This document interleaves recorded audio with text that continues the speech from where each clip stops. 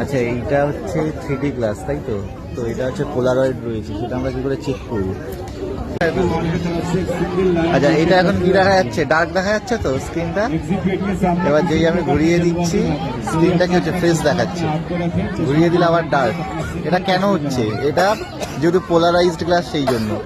যে কোনো সময় আমি যখন সিনেমাতে কোনো 3D গ্লাস ইউজ করি, সেটা হয় পোলারয়েড গ্লাস। এই যে স্ক্রিনটা ভালোভাবে দেখা যাচ্ছে, এখানে স্ক্রিনটা ডার্ক হয়ে যাচ্ছে।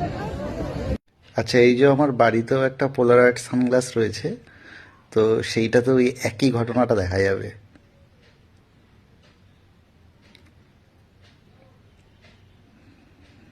এখন ব্যাপারটা হচ্ছে এটা কেন হয়, তার কারণ হচ্ছে মোবাইল থেকে যে রেগুলো বেরোচ্ছে ওগুলো ইলেকট্রোম্যাগনেটিক রে, ঠিক আছে?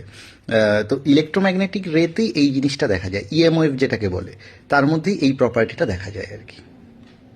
এই যে ডার্ক হয়ে যাচ্ছে পুরো স্ক্রিনটায়, আর রঙগুলো সোজা দেখা যাচ্ছে।